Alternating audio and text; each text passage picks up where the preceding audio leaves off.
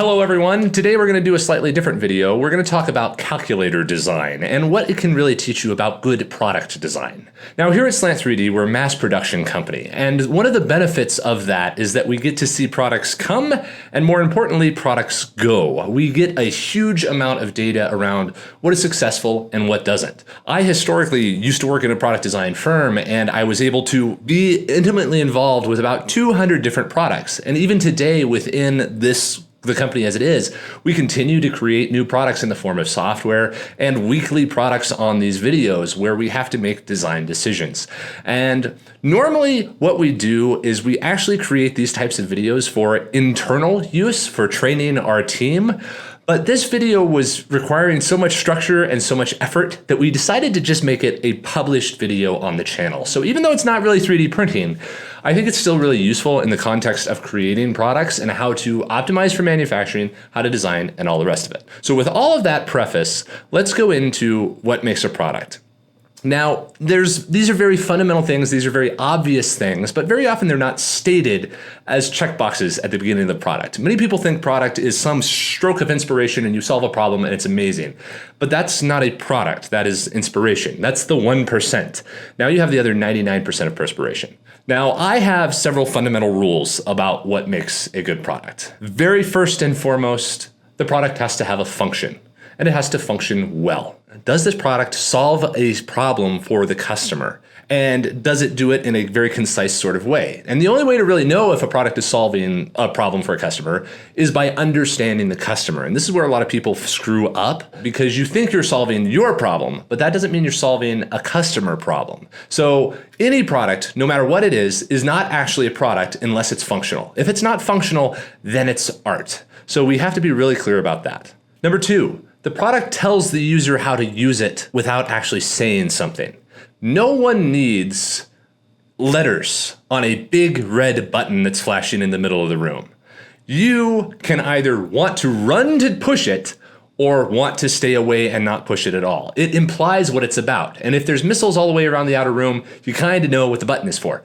Good products should do this. Good products should imply and lead you along by their very nature of how to grab it. A door handle does not need a label saying door handle towards it. You know how that works. It operates within your frame of mind. Good products should lead you along, show you what the next step is, and be clear about what their function is. Now, this metric is often referred to as just simplicity, like only show what is necessary so people don't get confused. That is true, but simplicity is overly simplistic. You can have really complex information presented that is still simple. For example, a pie chart is percentages. That is very dense information, but a pie chart is simple. So you can have the two together. Simple is a bad term because it's too one-sided. So I prefer a product that just is intuitively showing you what it's about. Number three, a good product is nice to be around. There is a difference between having to use something and getting to use something. This is kind of why we're using calculators. There are some calculators that are just miserable to be around, and other calculators that are enjoyable to be around. And there's many things that you can do around the design of the product to make people want to engage with it. Anything from changing the color of some part of it to changing the overall design and flow. And again, this applies to anything from a video to an actual product. So make sure that people actually want to be around the product. It should be a stress reliever, not a stress inducer. Fourth and final, again, really obvious, but a product should be able to be made affordably. It's not a product if you are going broke. It's not a product if you can't actually manufacture it and cost $10 bajillion.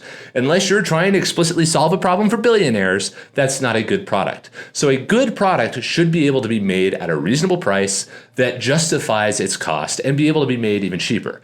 And this extrapolates to design for manufacturability. You can design and create any type of product you want, but you're going to take a hit down the line if you design it in an odd sort of way. So as we go through this, we're going to look at about 10 or 15 different calculators. I actually selected a bunch of them for this explicit review. We're going to react to each one of them, and I'm going to explain what's good and what's bad around each one of them. And I'm going to use these four metrics of, does it function well? Does it tell you what it's about? Do I enjoy using it? And is it cost effective? So with that, let's dive on in.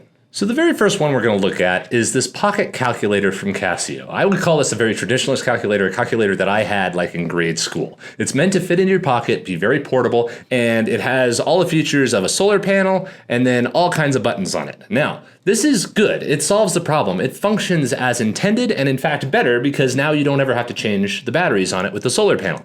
I like that. But this is definitely a function forward one. Is this enjoyable to use? No. It's not, actually, because number one, things like the equal key are too small. The equal key is the most commonly pressed key. Why is it not the biggest? That should be the largest button on this whole pad. But they did it because you cannot put it underneath the plus, minus, and multiply to make it a big button like the plus button. So you put it over here in order to make it all symmetrical and make it look nice, but the experience is less enjoyable because you're trying to hit the little equals key and you end up smudging the 3 or hitting the plus or whatever it happens to be. So this is bad design, and they could have been a little bit more creative about rearranging these buttons. The other thing that I'm going to gripe about, this is a pocket calculator for doing very simple calculations. I have been an engineer for my entire career. I still have no idea what MRC, M-, M+, and MU, which is not even in the same row. I have no idea what any of those buttons are for. I know they have something to do with memory. I have never pushed them before in my life, and I've used graphing calculators. Also, I'm going to really gripe about this. This button, C, AC, and on listed above it. No, just say on. Or on off, or whatever it happens to be. That is the only thing you need. I have no idea what C is. I think it stands for clear. I have no idea what AC is. I assume that's some other version of clear. This is confusing. If I did not know what a calculator is, I would not know how to engage with this thing. The other thing I'm going to gripe about is that the overall look of it is ugly. This looks like when it was designed back in the 80s, when everybody was colorblind. And it is objectively okay to say that there were bad taste decisions in the past. We are getting smarter and fashion is getting better. This was never looked good. It was something everybody tolerated at the time because industrial design wasn't a thing yet. And by the way, industrial design is important. But this calculator, function forward, it functions very well, but it looks like it was designed by engineers. It has all the features for the functionality, but it's not enjoyable to use. It's affordable, which again, engineers are really good at doing, but it does not lead you along, which means that if I was brand new, I wouldn't know how to use this calculator. If I was, in this case, a child, because everybody knows how to use a calculator. But if I was a caveman seeing this for the first time, or I handed this to Thomas Jefferson or something like that, they would not know what to do with this. So this design is not very good, and I don't want this calculator around.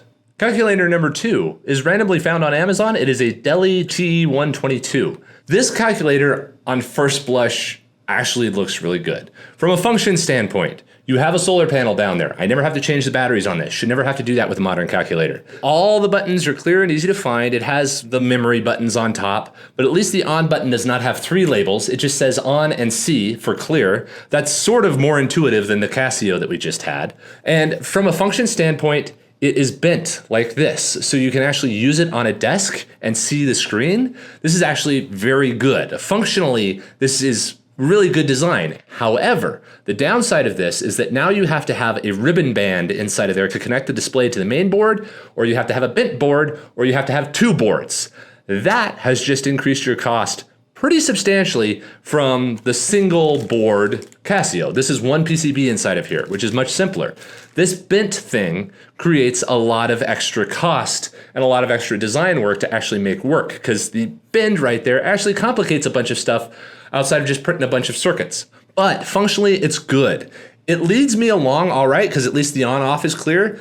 The equals key is still small. This is hereditary. This is people not designing. These are people just following the format. If I was designing this, I would probably put the equals key right down here, great big. And then you also have the plus key, great big, which is nice because the plus key is the most commonly used one. And having an equals key should be large and quick and easy too. And in fact, if you look at tabulating machines or cash registers, the equals key on a cash register was a crank. That said you were done. And yet for some reason, when we got to calculators, we made equal sign a little subtle little button down here.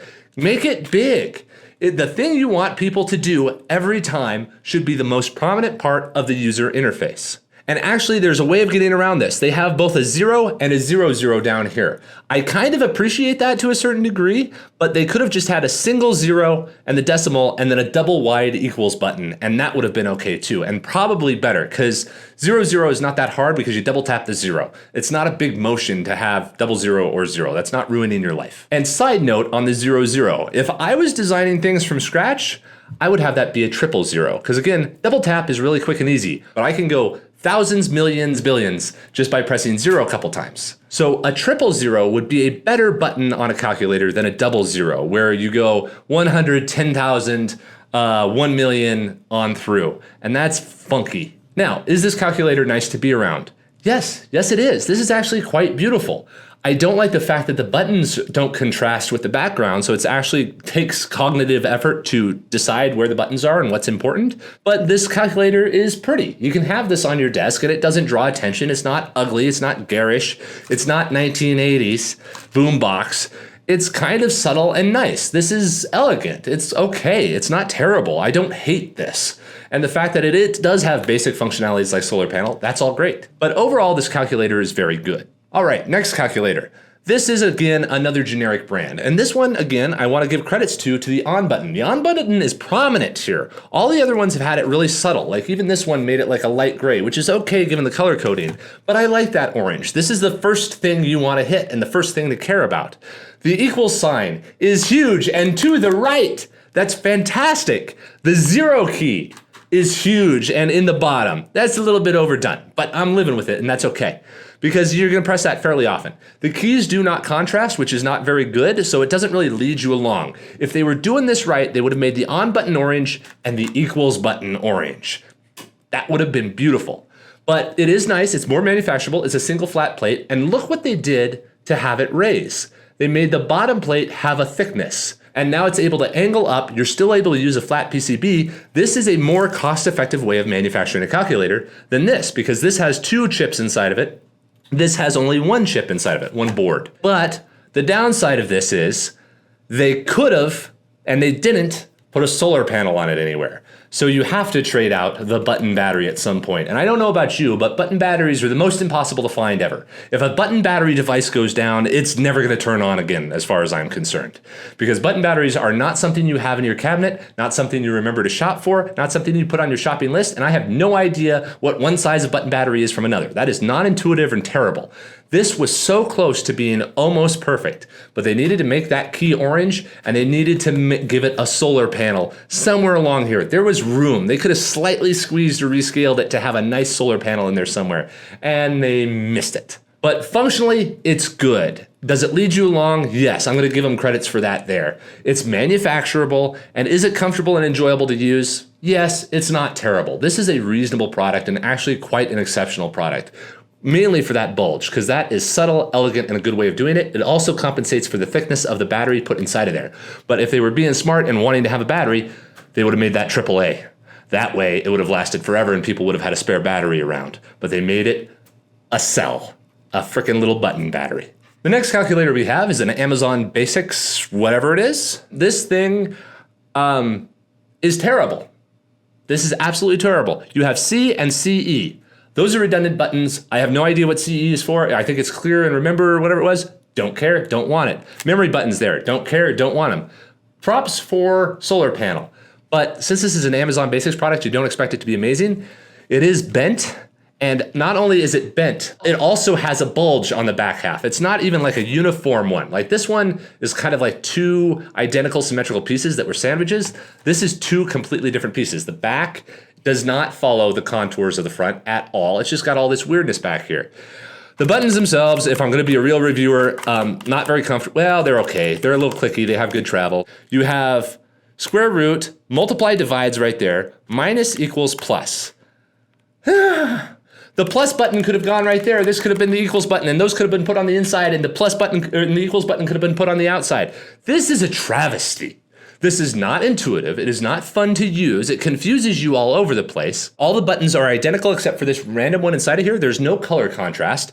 The 2 red buttons are two red buttons, even though that's the on button, so it should only have one. It does have the solar panel, I'll give it props for that, but it is not very manufacturable, it is not very enjoyable to use. Does it solve the problem? Yes, but in the worst way possible. This is a freshman level engineer, product designer, new guy kind of design. This is hot garbage. There was no consideration given to any part of the user experience. No one cared. They said, well, this thing needs plus and divide. So they put a plus and divide button on there somewhere, and no one knows how to use it. This does not lead you along. It's not good. It says 8-digit up there, stamped on it, which is terrible. And it has a button cell on the back. Why would you have a button cell on the back? It's not rechargeable. I'm not going to replace it. I'm going to use the solar panel. It takes 2 seconds for the solar panel to charge the capacitor or whatever the heck they use inside of here. That's ridiculous. Every point of redundancy, 2 buttons that are terrible, buttons in the wrong spot. This one makes me mad. I hope this one has redeeming qualities. This is the Splaks electronic calculator. I'm giving them credit for that. Big equals button right there, easy to access from anywhere, low amount of travel, plus button on the right. On and off button should not exist. I have never, ever turned off a calculator, especially a calculator with a solar panel. Why do you have an off button if it has a solar panel? It will run forever. Who cares? We're not ruining the planet by sucking up more solar juice. Good heavens, there's no reason for that. Plus button is big, that's nice. We have a 0 and a double 0. Had that spiel already. That's a little redundant, but they fill out the space. You have AC and then on and CCE. Oh my goodness. We have 3 C's down. I still have no idea what these are. I think this is regular clear and then this is on or clear. Here's a play button. No clue what the heck that is. I assume, let's push it on.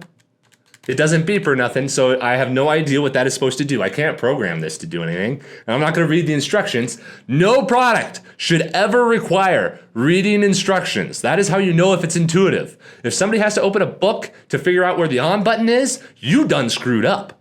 From a manufacturability standpoint, battery pack on the back shouldn't be there. It's got a solar panel. Don't need it. Right here. Don't need it. This one doesn't have battery access anywhere. It's got a solar panel in front. Man, we started off strong. This is a great calculator compared to this piece of trash. This calculator is garishly ugly, and I understand it's for kids in classrooms. That's okay. I'll let a pass go for that. Your customer is a child. It's not the parent. So you want it to look cool. The solar panel is pointed the wrong direction. The display is not that steep, and in fact, at a steep angle, I can see the buttons as I'm looking at the display, which shouldn't happen. The buttons are okay. We've got memory and everything else. Oh my goodness, I'm going to ream them for this, because this one didn't do it.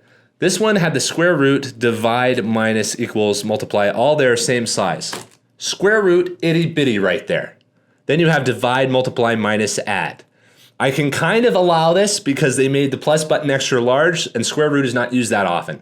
Memory buttons, nobody uses them, don't know what they're for. This is a child's calculator. They should not be there at all. A child who wants a neon blue calculator definitely does not need memory cards in there. And by the way, these chips are not like generically off the shelf. They didn't buy the board and then create a calculator around it. They made the board for this calculator. All of this was holistically designed. So you did not need to have those buttons on there like you were stuck in it because a supplier gave it to you. So this is just terrible. Off button, terrible. Don't need that. Especially, again, kids calculator. The kid is never going to turn the thing off. They never turn anything off. Display is big and nice, and the equals button is big and nice. Good for old people, normal people, and young people. That's good. But is it very manufacturer? No. Dogleg. Wrong way of doing this. It has an extra battery in there. Increased cost. Don't need it. You have the solar panel on the front. Is it fun to use? For a kid, it'd be kind of fun to use. It's blue.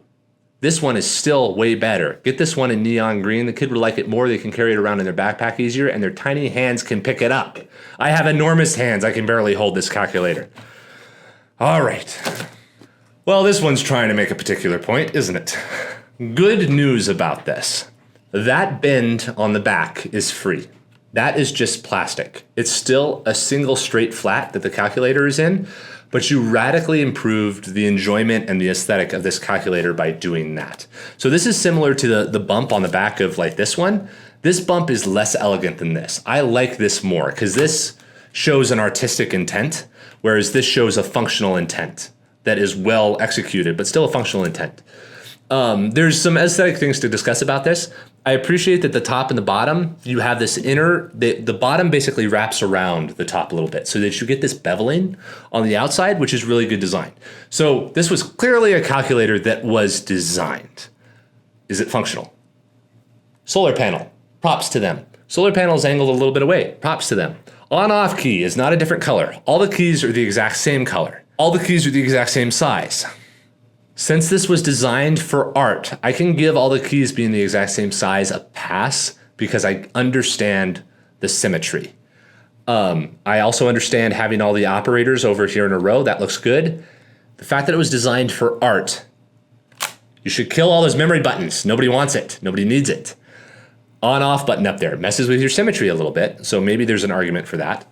It has an off key, which means you did not need this. You could eliminate this entire top row of buttons, make it more manufacturable, put the on button down here, and make it a different color, and this would have been really good. And you could have made it a little bit smaller, would have saved a bunch of resources.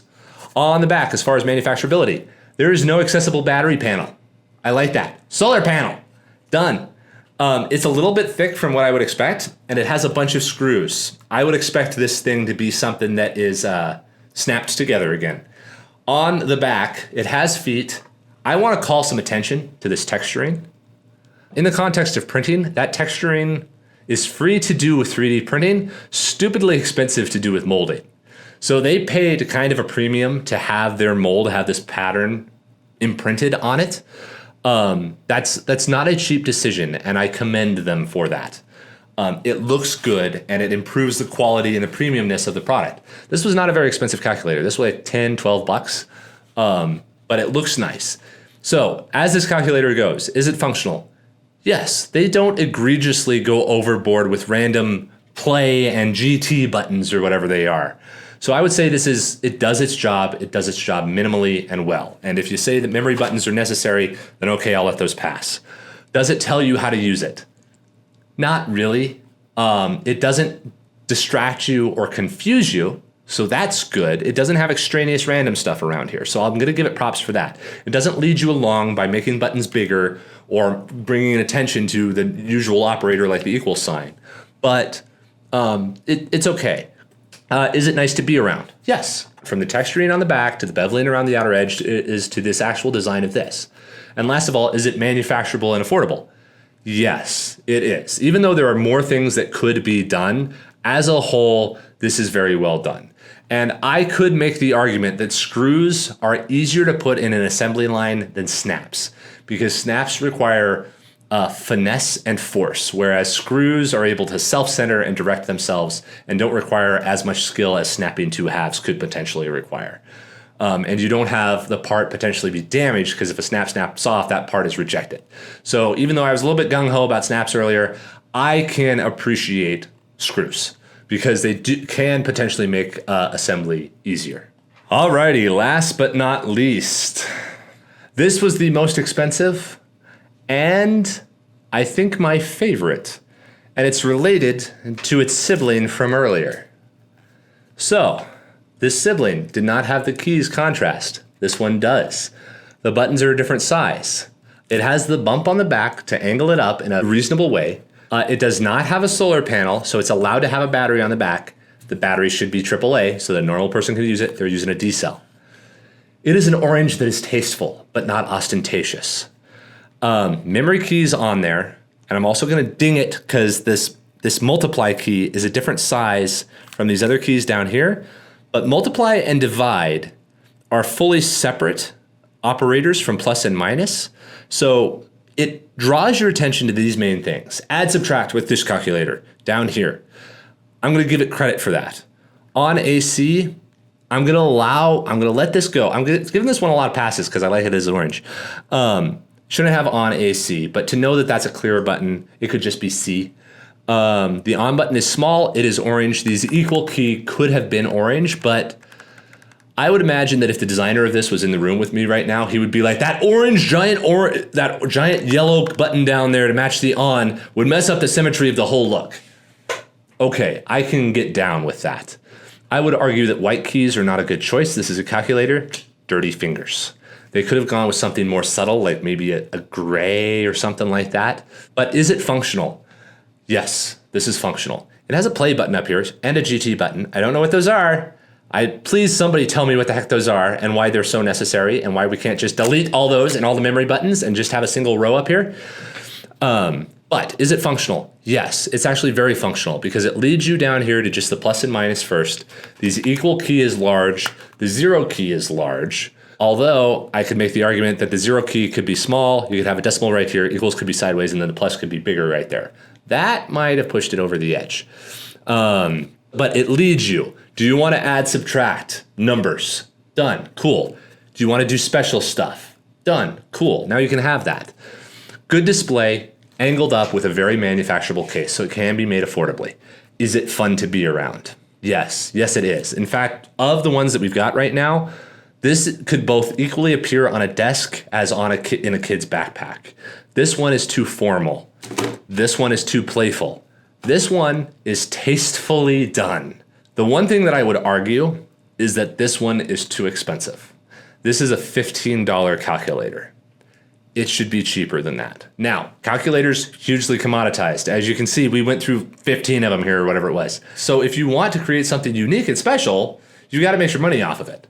The thing is, even though this is 15 bucks, and I think that's expensive, that's only 1 or 2 cups of Starbucks coffee. So if I liked this enough, I would forego Starbucks a couple days to get a hold of it if it was really a cost constraint there. But this is also angled towards somebody who likes just nice stuff. I would enjoy having this on my desk just to have around to look at. And it looks so nice and the buttons are so round that I would just push them just for the fun of it. Whereas all these nasty little clackety square keys that are generic little press pads underneath there, these don't make me want to push it. But this one looks like something that I should just mess with just because it feels nice. So this checks many of the boxes. If I was harping on them, they could have eliminated a full row of these buttons and put a solar panel in there. Rearrange these just a hair, just a skosh, and it would have been perfect. So maybe we should just go ahead and design the perfect calculator. But that's it. What we wanted to do with this video was really show what makes a product good and bad and show within something that everybody understands and has seen before and give a bunch of examples of what is good and what is bad from a functional and from a cosmetic standpoint. A good product solves a problem. It is functional. It is function forward. A product has to have a function, otherwise you made a painting and you're an artist. It has to lead you along. It has to imply what you're supposed to do. The on button should be big and obvious. Those are simple things to do. Whatever the next step it is should present itself to you if you're making a web app or if you're eating food. Dessert should come after the main course because it's in further from the table, so you grab the first thing first. These very simple things like that. This applies to factories, to products, to apps, whatever it happens to be. It should be enjoyable to use. If I have to make a living with this and I have to engage with it and have to have it in my life, I should enjoy having it in my life. So throw in a little bit of color. Take some effort to make keys round rather than square.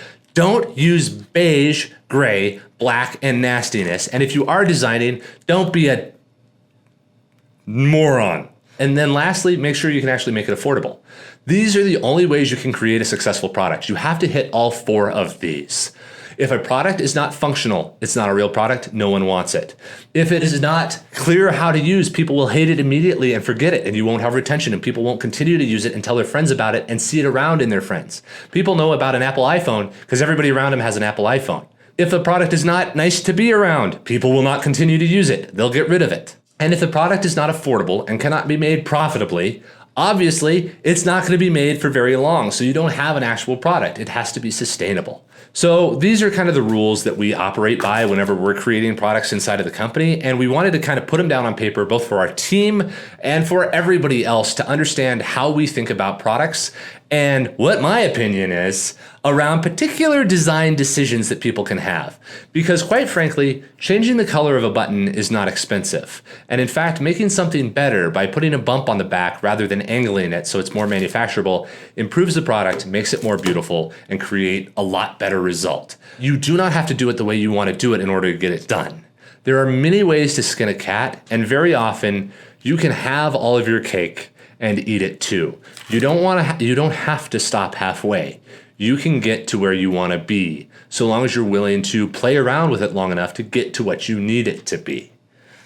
Comment down below if there's some other product that you think we should react to and elaborate on this on. Calculators, like we say, was a really good example. If you want us to go into other sorts of topics around product design and that kind of stuff, again, let us know. This is kind of a different video, but we were making it anyway for our team, so we just decided to go ahead and make it public. Comment if there's any other things you want us to talk about. Have a great day, everybody.